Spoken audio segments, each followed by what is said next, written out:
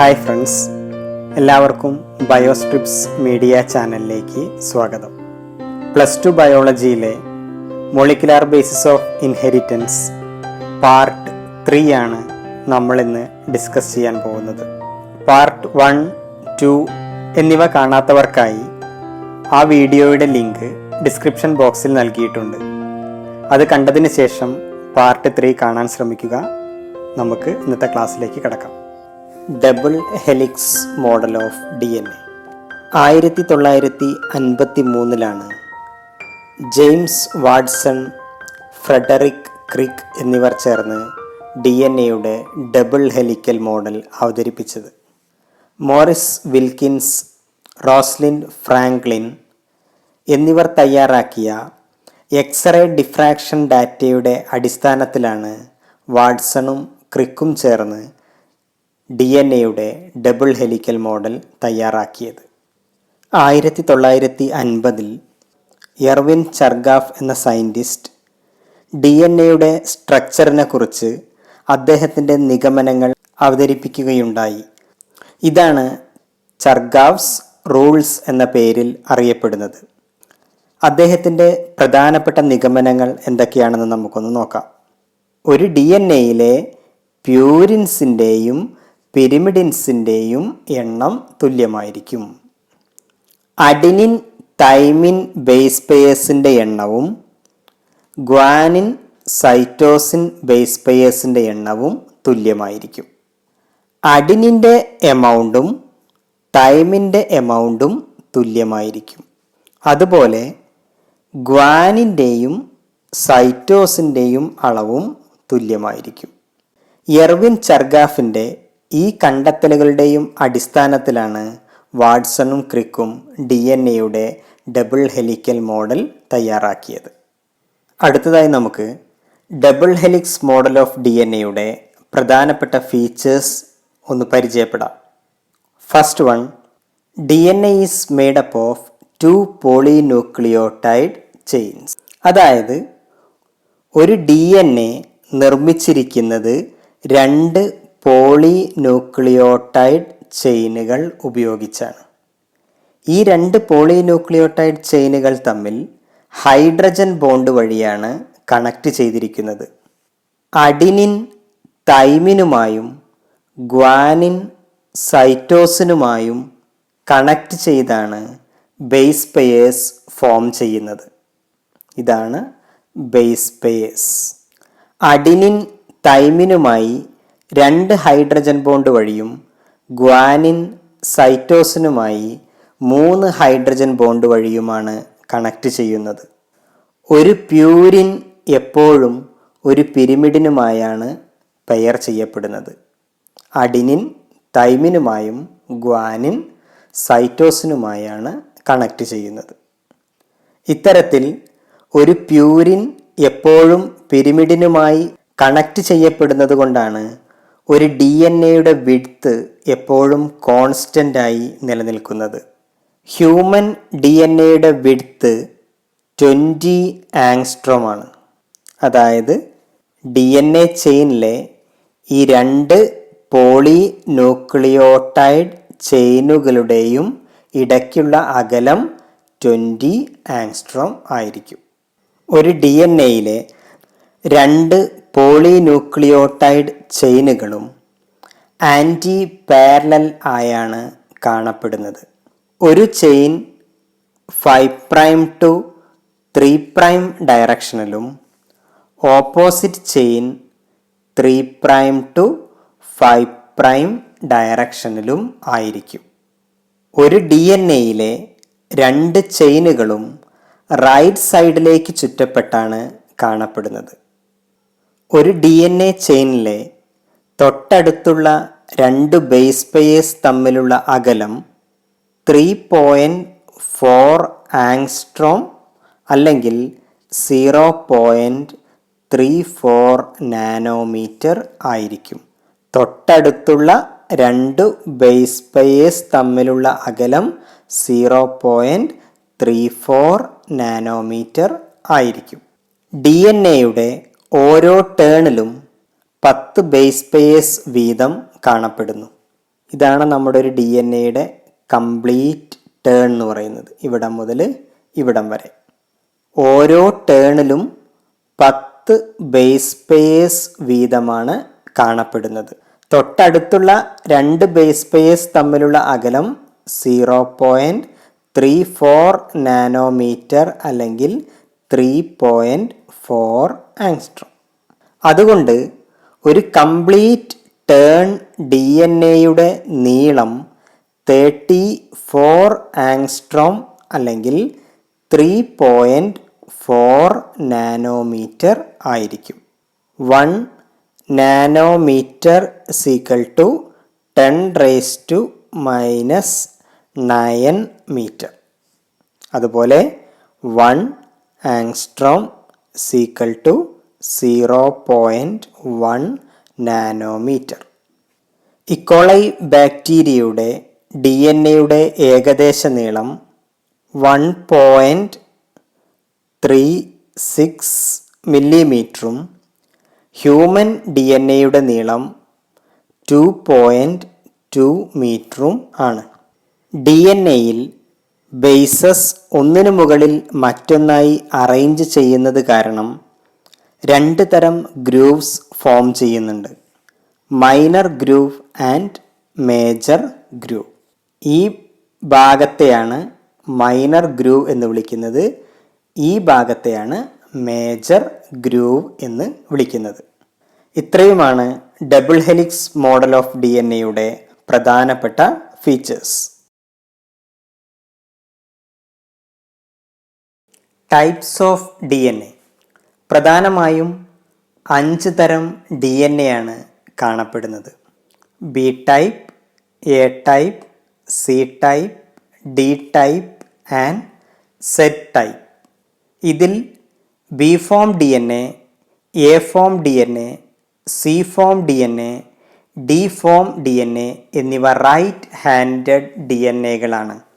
വലതുവശത്തേക്ക് കോയിൽ ചെയ്ത് കാണപ്പെടുന്ന D N എകളാണ് B form, A form, C form, D form എന്നിവ.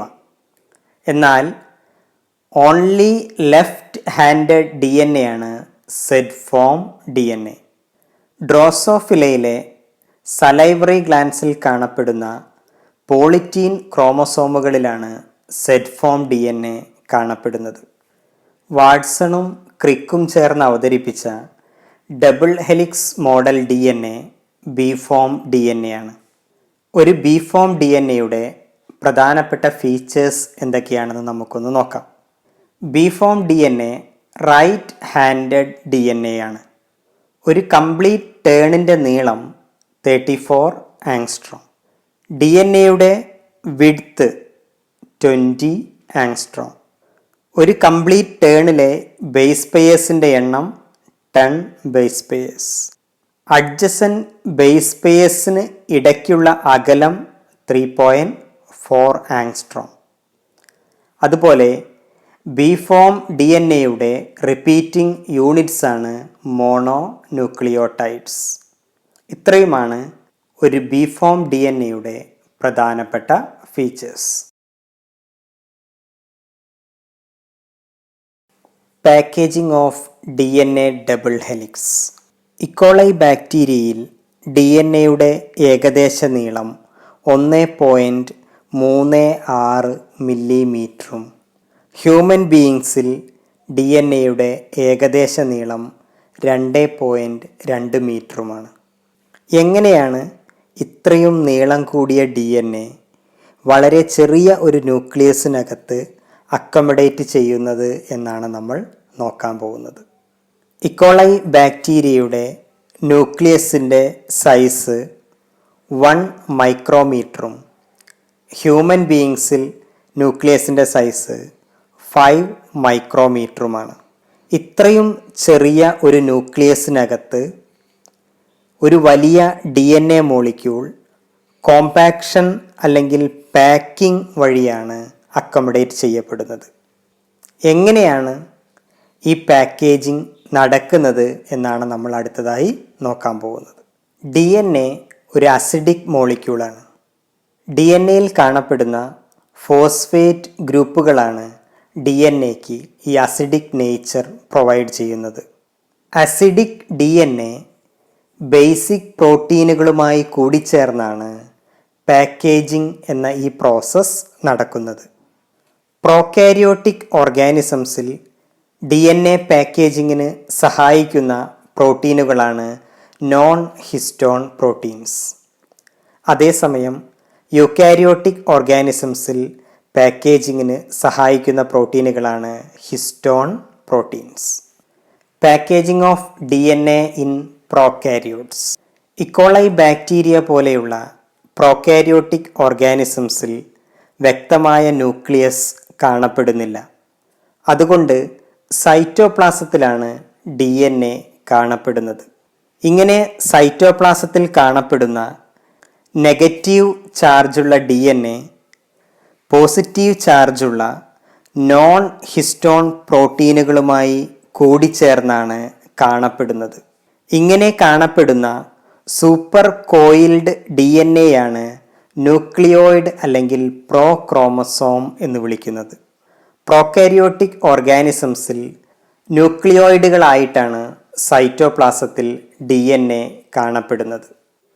Packaging of D N A in eukaryotes. Eukaryotic ഓർഗാനിസംസിൽ ന്യൂക്ലിയസിലാണ് D N A കാണപ്പെടുന്നത്. യൂക്കാരിയോട്സിൽ കാണപ്പെടുന്ന ഒരു കൂട്ടം പോസിറ്റീവ് ചാർജുള്ള ബേസിക് പ്രോട്ടീനുകളാണ് ഹിസ്റ്റോൺ പ്രോട്ടീൻസ്. ഹിസ്റ്റോൺ പ്രോട്ടീൻസിൽ ഏറ്റവും കൂടുതൽ കാണപ്പെടുന്ന അമിനോ ആസിഡുകളാണ് ബേസിക് അമിനോ ആസിഡുകളായ ലൈസിൻ, അർജിനിൻ എന്നിവ. ഈ അമിനോ ആസിഡുകളാണ് ഹിസ്റ്റോൺ പ്രോട്ടീന് പോസിറ്റീവ് ചാർജ് നൽകുന്നത്. 5 തരം ഹിസ്റ്റോൺസ് ആണ് കാണപ്പെടുന്നത്. H1, H2A, H2B, H3 and H4. നീളം കൂടിയ ഒരു ഡി എൻ എ മോളിക്യൂളിൻ്റെ പാക്കേജിങ്ങിന് സഹായിക്കുന്നതിനായി ഹിസ്റ്റോൺ പ്രോട്ടീൻസ് ഓർഗനൈസ് ചെയ്ത് 8 ഹിസ്റ്റോൺ മോളിക്യൂൾസ് കൊണ്ട് നിർമ്മിക്കപ്പെട്ട ഒരു ഹിസ്റ്റോൺ ഒക്ടാമറായി മാറുന്നു. 2 molecules of H2A, H2B, H3 and H4 എന്നിവ കൂടിച്ചേർന്നാണ് ഹിസ്റ്റോൺ ഒക്ടാമർ രൂപം കൊള്ളുന്നത്. പോസിറ്റീവ് ചാർജുള്ള ഹിസ്റ്റോൺ ഒക്ടാമറിനെ നെഗറ്റീവ് ചാർജുള്ള ഡി എൻ എ ഘടകങ്ങൾ ചുറ്റി രൂപം കൊള്ളുന്ന ഘടകങ്ങളാണ് ന്യൂക്ലിയോസോംസ്. 2 അഡ്ജസൻറ്റ് ന്യൂക്ലിയോസോംസിലെ ഡി എൻ എയെ തമ്മിൽ ബന്ധിപ്പിക്കുന്ന ഹിസ്റ്റോണാണ് H1. H1 ഹിസ്റ്റോണാണ് ലിങ്കർ ഹിസ്റ്റോൺ എന്ന പേരിൽ അറിയപ്പെടുന്നത്. ഒരു ടിപ്പിക്കൽ ന്യൂക്ലിയോസോമിൽ ഡി എൻ എയുടെ 200 ബേസ് പെയേഴ്സ് ആണ് കാണപ്പെടുന്നത്. ഒരു ന്യൂക്ലിയോസോമിൽ 200 base pair D N A ആണ് കാണപ്പെടുന്നത്. ഇത്തരം ന്യൂക്ലിയോസോമുകളാണ് ക്രൊമാറ്റിൻ്റെ അടിസ്ഥാന ഘടകങ്ങളായി മാറുന്നത്. ന്യൂക്ലിയസിൽ കാണപ്പെടുന്ന ഇത്തരം ക്രൊമാറ്റിനുകൾ കൂടിച്ചേർന്നാണ് ക്രൊമാറ്റിൻ ഫൈബേഴ്സ് രൂപം കൊള്ളുന്നത്. സെൽ ഡിവിഷൻ്റെ മെറ്റാഫേസ് ഘട്ടത്തിൽ ഈ ക്രൊമാറ്റിൻ ഫൈബേഴ്സ് കണ്ടൻസ് ചെയ്ത് ക്രോമോസോമുകളായി മാറുന്നു. ഈ ഘട്ടത്തിൽ ക്രൊമാറ്റിൻ ഫൈബേഴ്സിൻ്റെ പാക്കേജിങ്ങിനായി മറ്റ് നിരവധി പ്രോട്ടീനുകൾ സഹായിക്കുന്നുണ്ട്. ഈ പ്രോട്ടീനുകളെയാണ് NHC പ്രോട്ടീൻസ് അല്ലെങ്കിൽ നോൺ ഹിസ്റ്റോൺ ക്രോമോസോമൽ പ്രോട്ടീൻസ് എന്ന് വിളിക്കുന്നത്. അടുത്തതായി നമ്മൾ ന്യൂക്ലിയസിൽ കാണപ്പെടുന്ന യൂക്രൊമാറ്റിനും ഹെട്രോക്രൊമാറ്റിനും തമ്മിലുള്ള ഡിഫറൻസ് ആണ് നോക്കാൻ പോകുന്നത്. ആദ്യമായി യൂക്രൊമാറ്റിൻ. ഒരു കോശത്തിലെ ന്യൂക്ലിയസിൽ ചില ക്രൊമാറ്റിൻ ഫൈബേഴ്സ് വളരെ ലൂസായാണ് പാക്ക് ചെയ്ത് കാണപ്പെടുന്നത്. സ്റ്റെയിൻ ചെയ്യുന്ന സമയത്ത് ഈ ഭാഗങ്ങൾ മറ്റു ഭാഗങ്ങളെ അപേക്ഷിച്ച് ലൈറ്റ് കളറിലാണ് കാണപ്പെടുന്നത്. ഈ ഭാഗങ്ങളെയാണ് യൂക്രൊമാറ്റിൻ എന്ന് വിളിക്കുന്നത്. ട്രാൻസ്ക്രിപ്ഷണലി ആക്റ്റീവ് ഏരിയകളാണ് യൂക്രൊമാറ്റിൻസ്. ഹെട്രോക്രൊമാറ്റിൻ. എന്നാൽ മറ്റു ചില ക്രൊമാറ്റിൻ ഫൈബേഴ്സ് വളരെ ടൈറ്റായി പാക്ക് ചെയ്ത് കാണപ്പെടുകയും സ്റ്റെയിൻ ചെയ്യുന്ന സമയത്ത് നല്ല ഡാർക്ക് കളറിൽ കാണപ്പെടുകയും ചെയ്യുന്നു. ഈ ഭാഗങ്ങളെയാണ് ഹെറ്ററോക്രൊമാറ്റിൻ എന്ന് വിളിക്കുന്നത്. ട്രാൻസ്ക്രിപ്ഷണലി inactive ഏരിയകളാണ് ഹെറ്ററോക്രൊമാറ്റിൻസ്. Ribonucleic acid or RNA. RNA is a polymer of ribonucleotides. Ribo sugar, phosphate group, nitrogen ബേസുകളായ അഡിനൈൻ, ഗ്വാനിൻ, സൈറ്റോസിൻ, യുറാസിൽ എന്നിവ ഉപയോഗിച്ചാണ് ഒരു RNA മോളിക്യൂൾ നിർമ്മിച്ചിരിക്കുന്നത്. പ്രധാനമായും 2 തരം RNA കാണപ്പെടുന്നുണ്ട്. First one genetic RNA and second one non genetic RNA. Genetic ട്രാൻസ്മിഷന് സഹായിക്കുന്ന RNAകളാണ് genetic RNA. Tobacco mosaic virus, polio virus, influenza virus, Q beta bacteriophage, corona virus തുടങ്ങിയ വൈറസുകളിലാണ് ജെനറ്റിക് RNA കാണപ്പെടുന്നത്. Types of non genetic RNA. Molecular സൈസിൻ്റെയും ഫങ്ഷൻസിൻ്റെയും അടിസ്ഥാനത്തിൽ non genetic RNAയെ പ്രധാനമായും 3 തിരിച്ചിരിക്കുന്നു. First one mRNA or messenger RNA, second one tRNA or transfer RNA, third one rRNA or ribosomal RNA. Cellular RNAയുടെ 3 to 5% mRNA ആണ്. 10 to 15% tRNAയും 80% rRNAയുമാണ്. ഏറ്റവും കൂടുതലായി കാണപ്പെടുന്ന RNA ആണ് rRNA. mRNA or messenger RNA, informational RNA അല്ലെങ്കിൽ template RNA എന്നീ പേരുകളിലും mRNA അറിയപ്പെടുന്നുണ്ട്. ഒരു ജീനിൽ നിന്നും ട്രാൻസ്ക്രിപ്ഷൻ വഴി രൂപം കൊള്ളുന്ന RNA മോളിക്യൂൾസാണ് mRNA. DNA-യിലെ ജെനറ്റിക് ഇൻഫർമേഷൻസിനെ വഹിക്കുന്ന മെസ്സഞ്ചേഴ്സായാണ് ഇവ പ്രവർത്തിക്കുന്നത്.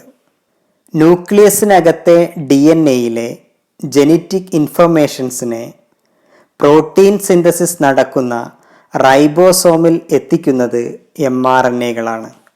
ഈ mRNA റൈബോസോമിൽ വെച്ച് ട്രാൻസ്ലേറ്റ് ചെയ്യപ്പെട്ടാണ് പ്രോട്ടീൻ സിന്തസിസ് നടക്കുന്നത്. യൂക്കാരിയോട്ടിക് ഓർഗാനിസംസിൽ ഒരു പോളിപെപ്റ്റൈഡിൻ്റെ നിർമ്മാണത്തിന് ആവശ്യമായ ഇൻഫർമേഷൻ മാത്രമാണ് ഒരു mRNA ക്യാരി ചെയ്യുന്നത്.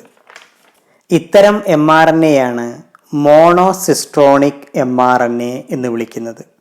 അതായത് ട്രാൻസ്ക്രിപ്ഷൻ വഴി രൂപം കൊള്ളുന്ന ഒരു mRNAയിൽ നിന്നും ട്രാൻസ്ലേഷൻ വഴി ഒരു സിംഗിൾ പോളിപെപ്റ്റൈഡ് മാത്രമാണ് സിന്തസൈസ് ചെയ്യപ്പെടുന്നതെങ്കിൽ അത്തരം mRNAയാണ് നമ്മൾ മോണോസിസ്ട്രോണിക് mRNA എന്ന് വിളിക്കുന്നത്. ഒരു സിംഗിൾ സിസ്ട്രോൺ അല്ലെങ്കിൽ ജീനിൽ നിന്നുമാണ് യൂക്കാരിയോട്ടിക് mRNA ട്രാൻസ്ക്രൈബ് ചെയ്ത് ഫോം ചെയ്യുന്നത്. അതേസമയം പ്രോകാരിയോട്ടിക് ഓർഗാനിസംസിൽ ഒന്നിൽ കൂടുതൽ പ്രോട്ടീൻ മോളിക്യൂൾസിൻ്റെ സിന്തസിസിന് ആവശ്യമായ ഇൻഫർമേഷൻ ഒരു mRNA വഹിക്കുന്നുണ്ട്. ഇത്തരം mRNAയാണ് പോളിസിസ്ട്രോണിക് mRNA എന്ന് വിളിക്കുന്നത്. അതായത് ട്രാൻസ്ക്രിപ്ഷൻ വഴി രൂപം കൊള്ളുന്ന ഒരു mRNAയിൽ നിന്നും ട്രാൻസ്ലേഷൻ നടന്ന് ഒന്നിൽ കൂടുതൽ പ്രോട്ടീൻ മോളിക്യൂൾസിൻ്റെ നിർമ്മാണം നടക്കുകയാണെങ്കിൽ ഇത്തരം mRNAയാണ് നമ്മൾ പോളിസിസ്ട്രോണിക് mRNA എന്ന് വിളിക്കുന്നത്. തൊട്ടടുത്തായി സ്ഥിതി ചെയ്യുന്ന നിരവധി ജീനുകളിൽ നിന്നാണ് ഇത്തരം mRNA ട്രാൻസ്ക്രൈബ് ചെയ്ത് ഫോം ചെയ്യുന്നത്.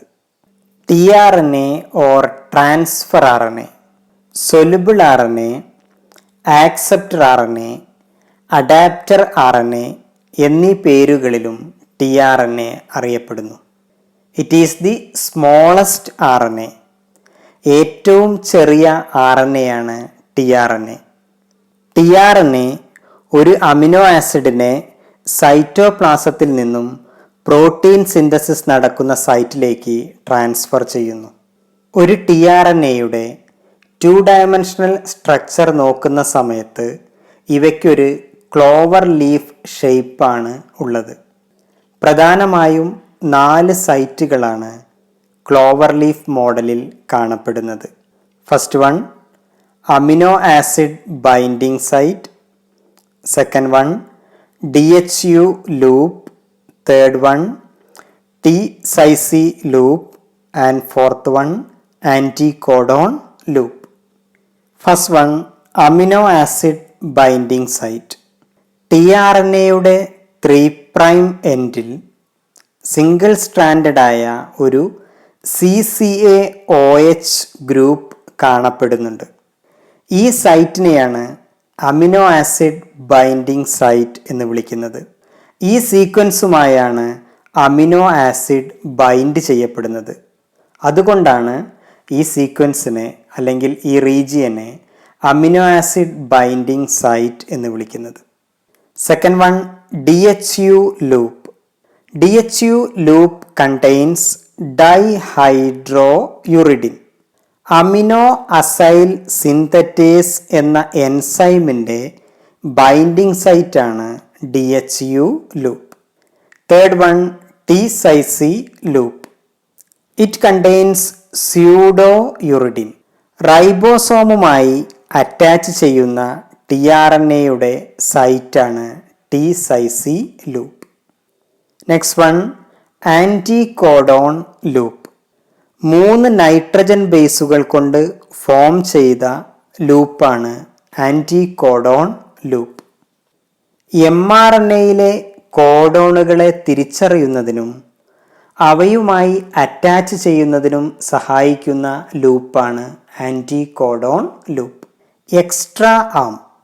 T-Sisi ലൂപ്പിനും ആൻറ്റികോഡോൺ ലൂപ്പിനും ഇടയിൽ കാണുന്ന ഒരു വേരിയബിൾ സൈറ്റാണ് എക്സ്ട്രാ ആം എന്ന പേരിൽ അറിയപ്പെടുന്നത്.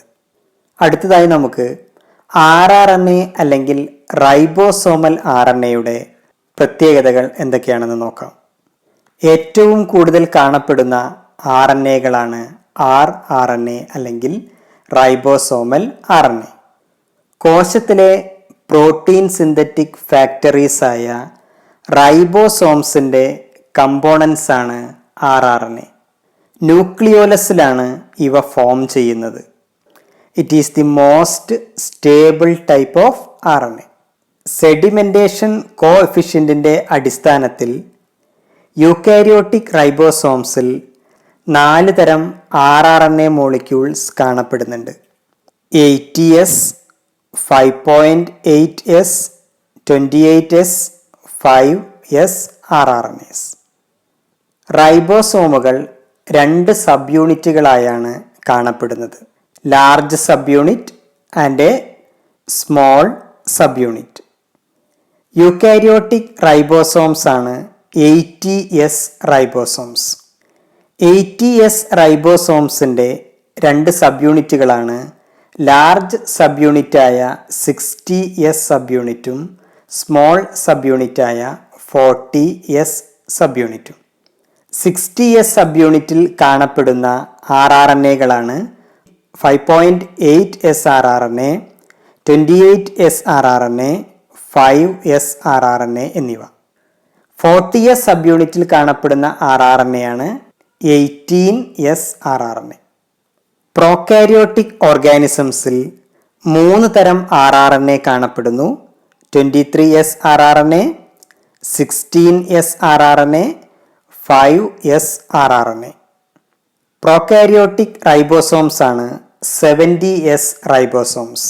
70S റൈബോസോംസിൻ്റെ ലാർജർ സബ് യൂണിറ്റ് ആണ് 50S സബ് യൂണിറ്റ്. അതുപോലെ സ്മോളർ സബ് യൂണിറ്റ് ആണ് 30S സബ് യൂണിറ്റ്.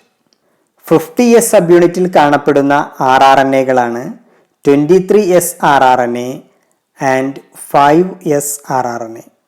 30S സബ്യൂണിറ്റിൽ കാണപ്പെടുന്ന rRNA ആണ് 16S rRNA. Small nuclear RNA or snRNA. ന്യൂക്ലിയസിൽ കാണപ്പെടുന്ന ചെറിയ RNA മോളിക്യൂൾസിനെയാണ് snRNA അല്ലെങ്കിൽ സ്മോൾ ന്യൂക്ലിയർ RNA എന്ന് വിളിക്കുന്നത്.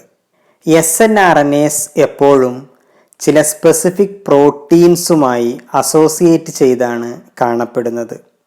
ഇങ്ങനെ പ്രോട്ടീൻസുമായി അസോസിയേറ്റ് ചെയ്ത് ഫോം ചെയ്യുന്ന കോംപ്ലക്സിനെയാണ് സ്മോൾ ന്യൂക്ലിയർ റൈബോ ന്യൂക്ലിയോ പ്രോട്ടീൻസ് അല്ലെങ്കിൽ സ്നെർപ്സ് എന്ന് വിളിക്കുന്നത്.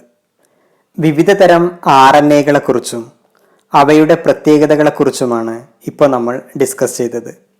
ഈ ഭാഗം എല്ലാവർക്കും മനസ്സിലായി കാണുമെന്ന് വിചാരിക്കുന്നു. ഇനി നമുക്ക് അടുത്ത ഭാഗത്തേക്ക് കിടക്കാം. DNA versus RNA. DNA മോളിക്യൂളിൻ്റെയും RNA മോളിക്യൂളിൻ്റെയും ഘടനയെക്കുറിച്ച് ഇപ്പോൾ നമ്മൾ മനസ്സിലാക്കി കഴിഞ്ഞു. സ്റ്റെബിലിറ്റിയുടെ അടിസ്ഥാനത്തിൽ DNA-യും RNA-യും നമുക്കൊന്ന് കമ്പയർ ചെയ്ത് നോക്കാം. RNA-യിൽ കാണപ്പെടുന്ന പെൻറ്റോസ് ഷുഗറാണ് റൈബോസ് ഷുഗർ.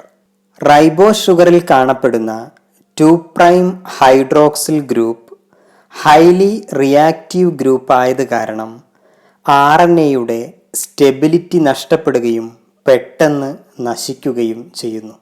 അതുപോലെ RNA ഒരു കാറ്റലിസ്റ്റായി പ്രവർത്തിക്കുന്നത് കാരണം ഹൈലി റിയാക്റ്റീവായ ഒരു മോളിക്യൂളാണ്. RNA-യുമായി താരതമ്യം ചെയ്യുമ്പോൾ DNA സ്ട്രക്ചറലി മോർ സ്റ്റേബിളായ മോളിക്യൂളാണ്. അതുപോലെ കെമിക്കലി ലെസ് റിയാക്റ്റീവായ മോളിക്യൂളാണ് DNA.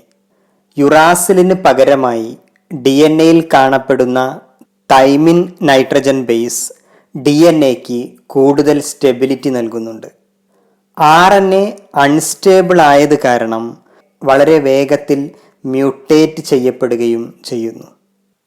RNA-യും DNA-യും ജനറ്റിക് മെറ്റീരിയലായി പ്രവർത്തിക്കാൻ കഴിവുള്ള മോളിക്യൂൾസ് ആണെങ്കിലും DNA കൂടുതൽ സ്റ്റെബിലിറ്റി കാണിക്കുന്നത് കാരണം കൂടുതൽ ജീവികളിലും DNA-യാണ് ജനറ്റിക് മെറ്റീരിയലായി പ്രവർത്തിക്കുന്നത്.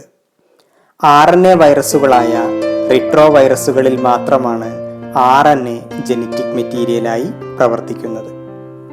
Double helix model of DNA, packaging of DNA molecule, types of RNA എന്നീ ഭാഗങ്ങളാണ് നമ്മൾ ഇന്നത്തെ വീഡിയോയിൽ ഡിസ്കസ് ചെയ്തത്.